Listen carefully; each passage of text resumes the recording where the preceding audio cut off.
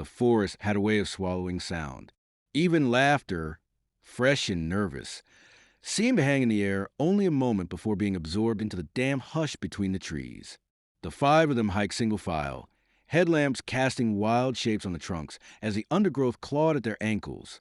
Lena walked in the middle, her boots barely making a sound. She liked the quiet normally, the kind that came with wind through trees or the far-off hoot of an owl. But this quiet was different. Pressed down, coiled. We're off the trail, Tom said over his shoulder, stopping to check his phone's compass. It's that way. It's fine, Marcy replied, flicking a twig from her jacket. We're not exactly forging into the wilderness. Not yet, muttered Alex, pushing past her with the GoPro strapped tight to his chest. Come on. If we don't find anything weird soon, my subscribers are going to riot. Only Ben seemed content, humming under his breath, always a few steps behind, as if savoring something no one else could hear. They were supposed to be doing a midnight hike, urban legend chasing, really, for Alex's channel. Some story about ghost lights and old symbols in the trees. No one expected to find anything. That was the point. Half-skeptical jokes, marshmallows over a fire, a story for Monday's seminar. They didn't expect a clearing. The obelisk stood at the center, like a thorn piercing the earth. It wasn't metal and not quite stone, black, with a surface that seemed to shimmer subtly, wrong somehow. Even the air near it felt denser, like a breath held too long. What the hell is that? Marcy asked, stepping forward, but not too close. Not listed on any maps, Tom said, squinting at his GPS, like it doesn't exist. The obelisk was covered in geometric runes, precise, symmetrical shapes etched into its sides. Lena couldn't look away from them. They weren't letters, not like anything she recognized, but they felt like language, something too old to speak aloud. Maybe it's art? She offered weakly. Ben was already kneeling by the base, fingers brushing the symbols with a gentleness that made Lena's skin crawl. They're warm, he whispered, more to himself than anyone else.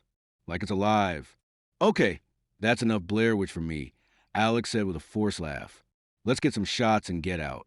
Creep factor 10. Congrats everyone. They took photos, but the obelisk looked distorted on screen, always slightly out of focus, the runes shifting subtly from frame to frame. Tom suggested they mark it on the GPS. Just in case. Could be historic, he said, or dangerous. No one disagreed, but no one said anything as they packed up and left the clearing. The path back seemed different. Not unfamiliar, but altered. Trees closer than before, stars fewer. Even the moonlight felt colder. Lena kept glancing behind her. The silence was louder now, thick with something unspoken. That night, in the tent she shared with Marcy, her phone buzzed. Unknown signal detected. GPS recalibrated. The map opened on its own. A red line began to form, curling like a snake into the woods, away from the path, away from the camp. It pulsed faintly as if alive. She didn't wake Marcy. Couldn't. Outside, the forest whispered, and somewhere in the dark, something listened. They tried to laugh it off the next morning. Probably just a glitch, Alex muttered, scrolling through his notifications. Some app tracking nonsense. Creepy timing, though. Perfect for the video. Marcy was less amused. Mine did it, too. Same weird signal. Same damn red line. At 12:03. Exactly. Tom leaned against a tree, chewing the inside of his cheek.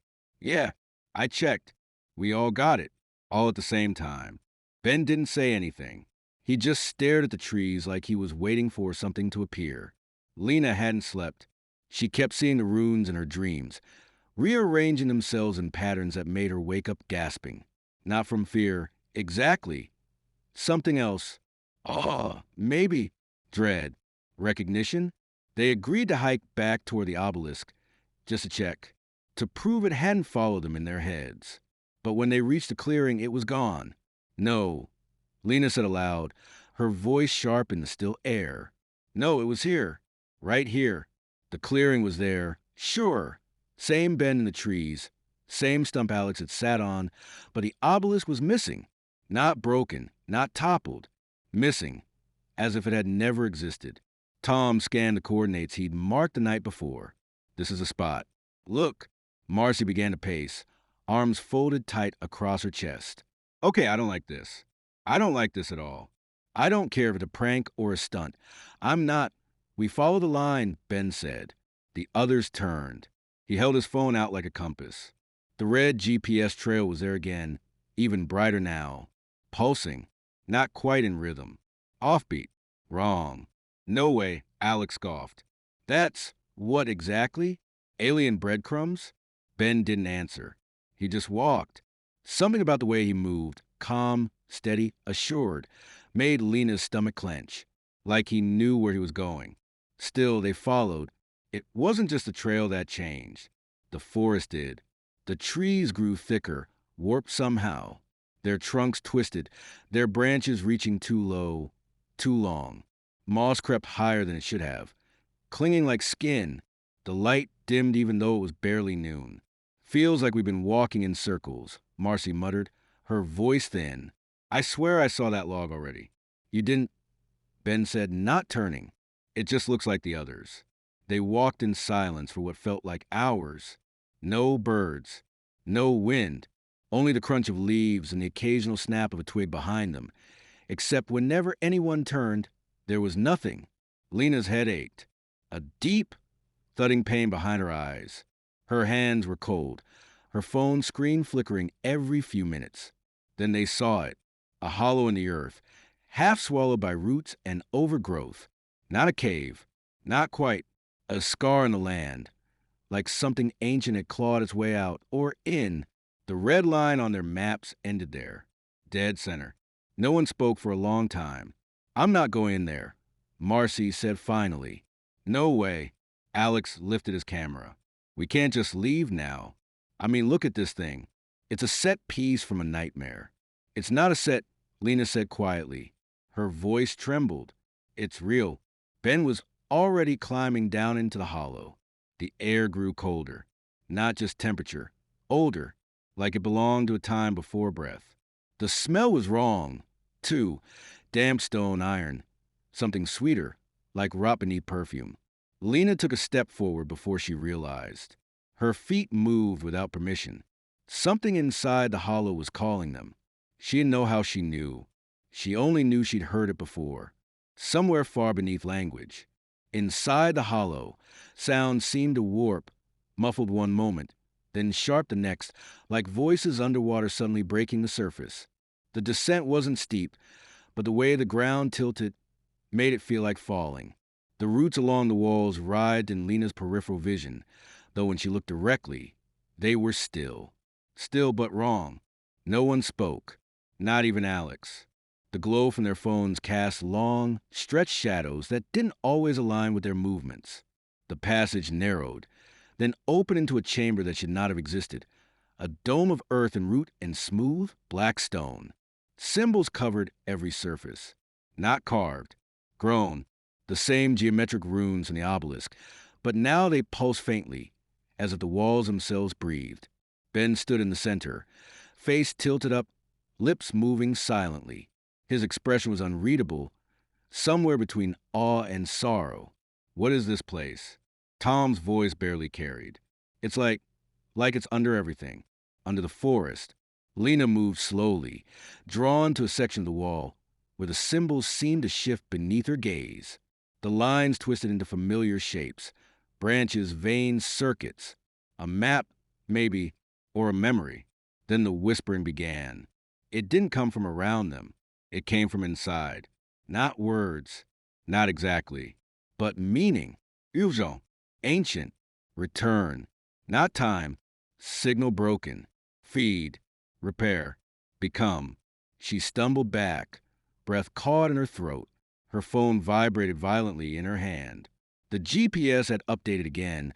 No longer a line, but a spiral. A labyrinth. In the center. A pulse. Like a heartbeat. Or a beacon. I think it's using us. She whispered. The signal, it's not just a path. It's pulling us deeper. Through us. Alex was recording, his face pale, sweat glistening on his brow. This isn't natural. These symbols, they're moving. I swear to God, they're moving. Marcy turned toward Ben. We have to leave. Now. Ben, come on. But Ben didn't move. He turned slowly, and something in his eyes made Lena recoil. They were wrong. Too wide. Too still. As if something else was wearing him like a costume. I understand now, he said, voice flat and full. It doesn't want us dead. It wants us to listen. The chamber trembled, just slightly. The runes glowed brighter. Somewhere deep beneath them, a new sound began to rise.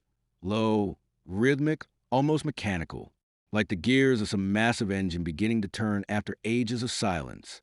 Marcy reached for Ben's arm. We're going. All of us. Ben tilted his head. You're already part of it. Don't you feel it? Lena did. A thrum behind her ribs, in time with the pulse on her screen. We shouldn't have come here, Tom said. We should not have come here. Alex backed toward the tunnel. This isn't a story. This is something else. We need to. The lights on their phones flickered. The whispering grew louder, 1,000 silent voices pressing against the inside of their skulls. And from the tunnel behind them came the sound of footsteps. But not human. Too many feet. Too many joints. Something else had followed the signal. Something that knew they were listening. The thing in the tunnel did not hurry. Its steps were slow, deliberate, an arrhythmic click and drag, as if joints bent the wrong way and feet weren't quite feet. The sound echoed unnaturally, folding in on itself, making it impossible to tell how close it was. No one moved. No one breathed. Then Ben turned toward the sound. Don't, Marcy hissed. Her voice cracked. Ben, don't go near it. But he stepped forward anyway, hands loose at his sides, like a man walking into a dream. It's beautiful, he said, barely audible. You can't see it yet, but it's been here so long. Waiting for someone to finish the call. What call? Lena whispered, her voice trembling. What is this place? Ben smiled, or something like it. A receiver. A gate. The obelisk wasn't a marker. It was an antenna. And we answered. Tom pulled at her arm. We need to go. Now. But the tunnel was no longer a way out. It had grown.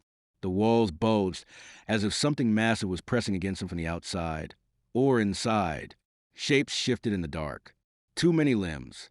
Not enough faces. Alex stumbled backward, the GoPro slipping from his chest and clattering to the ground. We'll lose signal, he said, laughing breathlessly.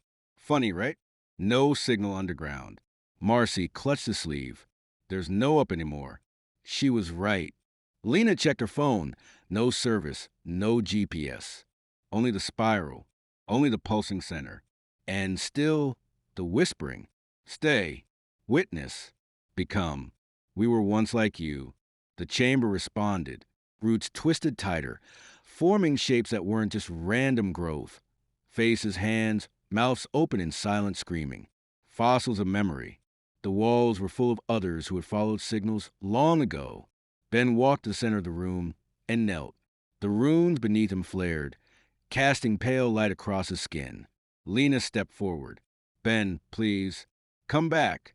But he looked through her, or past her, or into something far beyond.